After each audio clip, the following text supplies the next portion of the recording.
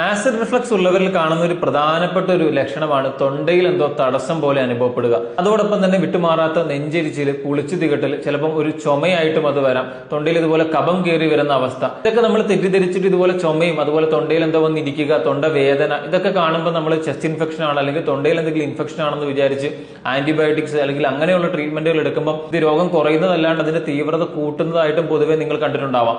അതുകൊണ്ട് തന്നെ അത് ചികിത്സിക്കുമ്പോഴും നിങ്ങൾ അത് കൺസിഡർ ചെയ്തിട്ട് മാത്രമാണ് ചികിത്സ എടുക്കാവുള്ളൂ. നിങ്ങളുടെ വയറിലുണ്ടായിരിക്കുന്ന ഹൈപ്പർ അസിഡിറ്റി ആയിക്കോട്ടെ, ഹൈപ്പോ അസിഡിറ്റി ആയിക്കോട്ടെ, അത് പരിഹരിച്ചെടുത്താൽ തന്നെ നിങ്ങളുടെ ആ പറഞ്ഞ ബുദ്ധിമുട്ട് നമുക്ക് പരിഹരിച്ചെടുക്കാൻ കഴിയും. അതിന് ശ്രദ്ധിക്കേണ്ട കുറച്ച് കാര്യങ്ങൾ ഇതിൽ പറഞ്ഞു തരാം. ഒന്നാമത്തെ കാര്യം, നമ്മൾ ഭക്ഷണം കഴിക്കുമ്പോൾ വയറ് നിറച്ച് കഴിക്കാതിരിക്കുക. ഒട്ടും കഴിക്കേണ്ടതല്ല. ഒരു 80% വയറ് നിറയുന്നത് വരെ കഴിച്ചാൽ മതി. ഒരു 20% വയറ് കാലിയായിട്ട് ഇടുന്നതായിരിക്കും നല്ലത്. രണ്ടാമത്തെ കാര്യം, രാത്രിയിലെ ഭക്ഷണത്തിൽ നോൺ വെജ് ഉൾപ്പെടുത്താതിരിക്കുക. അത് ഏറ്റവും പ്രധാനപ്പെട്ട കാര്യമാണ്. മൂന്നാമത്തെ കാര്യം എന്ന് പറയുന്നത്, രാത്രിയിൽ നേരത്തെ ഭക്ഷണം കഴിച്ച് നേരത്തെ കിടന്നുറങ്ങാനായിട്ട് ശ്രമിക്കുക.